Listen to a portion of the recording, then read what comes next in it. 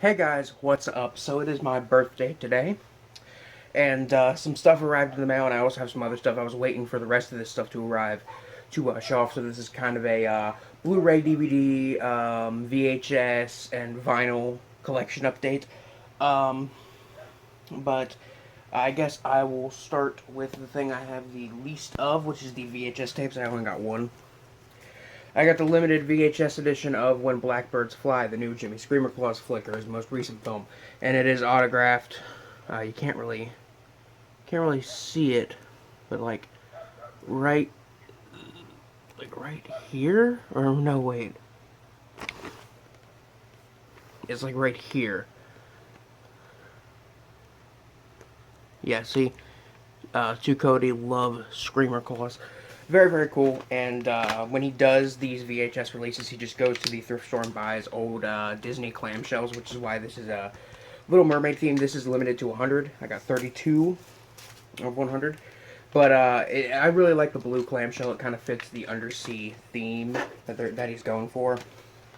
Um, it also comes, when you order it, it's only about $20, which I think is worth it for it being limited edition. But when you order it, it comes with this little comic book. You can choose which one you want to get, but it is like a little pamphlet comic book. Uh, basically something that like you would find in the universe that When Blackbirds Fly is based in, and it is just like a little propaganda comic book explaining some of the mythos, and I chose to get the one about the babies. I got this really nice Where the Dead Go to Die Ralph sticker, which I don't know if I'm going to put this on anything. I might put it on my laptop or something. I don't know. Uh, Jamie Screamer Claus, James, he signed the back, which is very, very cool. He's a very nice guy. And because this came in a Disney VHS, I guess this was also already in the VHS tape when he bought it, in the clamshell when he bought it, so he included it, and it is a little pamphlet on Disney World. Like, and this thing is over 20 years old. It even says right here, January 22nd, 1992. You can't really make that out, but that's what it says. And I will keep that, and it's very cool that he kept that in there. The tape itself is nothing special. It's nothing colored. It's just a regular old VHS tape with a sticker of Kane on it. Some of them have the like guards. I've seen a couple of them that have Marius on it. But really, really cool. Really cool. Worth the $20. I'll link his website in the description. Also, when you order something, you get his most recent like kind of mixtape, which is basically a mixture of short films, short films from him and his friends, trailers from him and his friends, as well as music videos that he and other people have done. And it's very, very cool. It's the Mountain Oddities mixtape, January 2016 edition. Very, very cool. I already watched some of it. It includes his most recent short film, Recluse, on it, which I thought was a very cool short, so it's cool to have that. I guess I'll get on to the vinyls next. Good friend of mine got me a Ghost vinyl for my birthday, which is very, very cool. He knows I love Ghost. We both love Ghost. And it's a very cool gateway fold vinyl that has all the lyrics for all the songs on it. And it is of their album Infestessimum, which is the album they did right before Meliora, which Meliora is probably their best album, and I probably will be picking up the vinyl version of that eventually. But it is very, very nice. The artwork is very nice. And probably my favorite thing about it is the vinyl itself is red, and light can shine right through it. I probably shouldn't be holding it like that, but what the fuck do I know? Oh. Ooh. Fuck.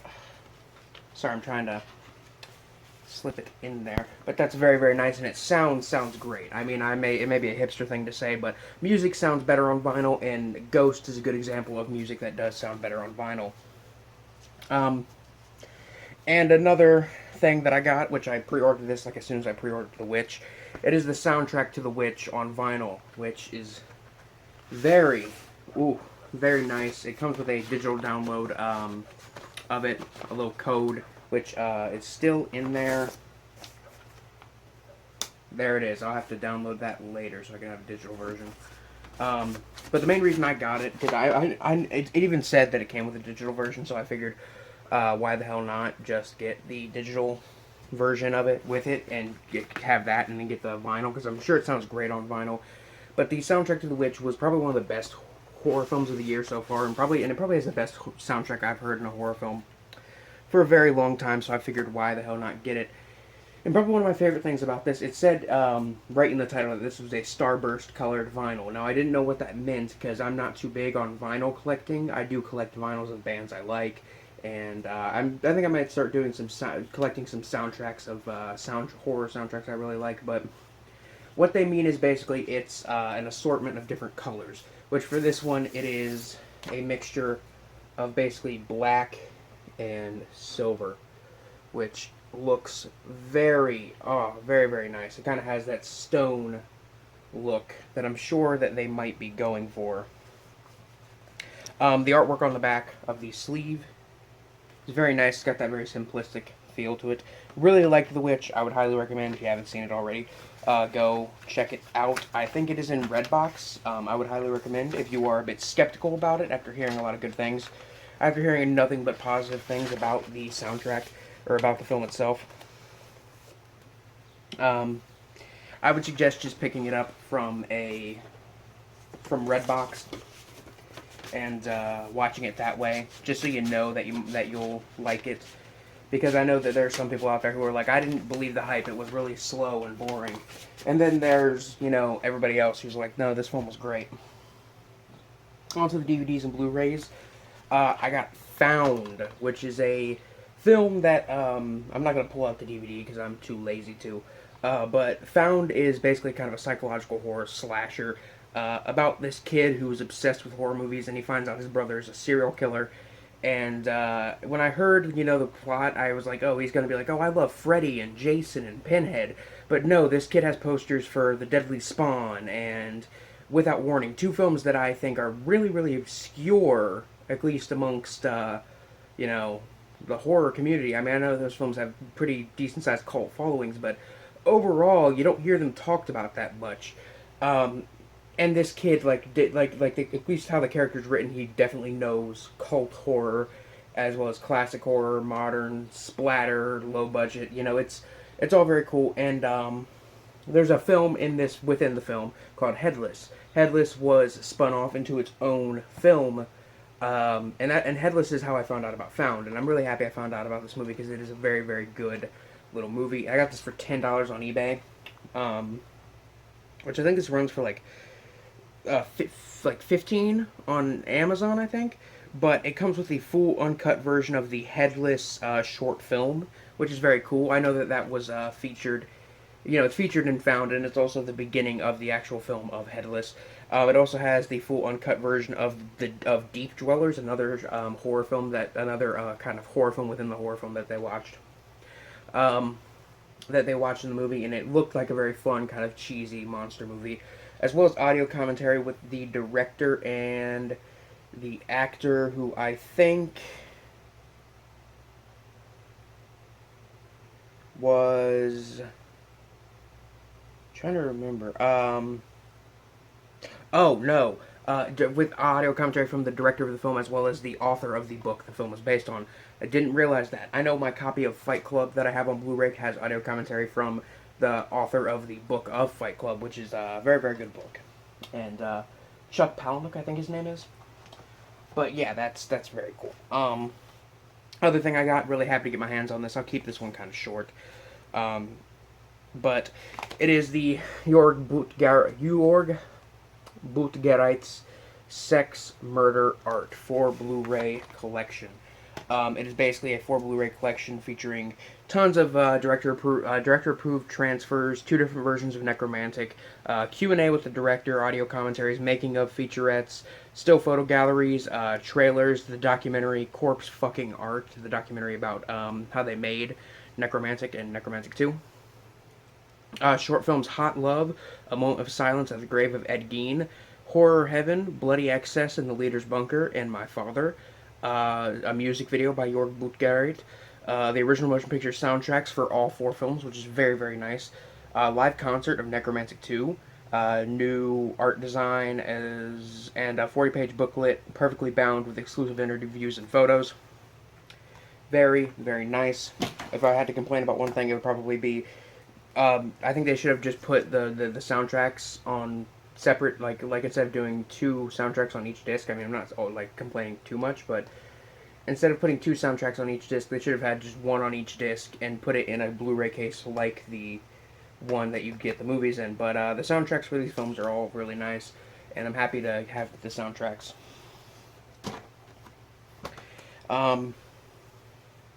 And the release itself is very nice. Comes with this very nice, thick little booklet with, as I said earlier, interviews about it and interviews with the director about the short films. But you get NECromantic on Blu-ray, Der Todesking, The Death King, which is a very, very cool kind of suicide-based kind of art film with a theme of suicide. NECromantic 2, which is probably the weakest in the set, and Shram Into the Mind of a Serial Killer. Very, very nice set, and it is on the Cult Epics website. It is running for about $100 right now, which I honestly think is a little bit pricey, considering it's 4 movies and then their soundtracks and some. And I mean, there's a lot of special features, but I honestly don't think it's worth the $100. I got this on eBay for $52. It is currently on sale on Amazon for like $60. That's like if you include like shipping or taxes on it, because it's like $58.99, and I'm sure that the taxes on it are at least going to be another $1, so I'm sure it'll come out to about $60 if you get it on Amazon. This is the cheapest I found it, and paying $52 for this, I honestly don't think that is that bad of a price. I'm happy that I can finally... Sorry, I'm really sweaty right now. Happy I can finally replace the bootlegs I have of NECromantic 2 and Shram Into the Mind of a Serial Killer.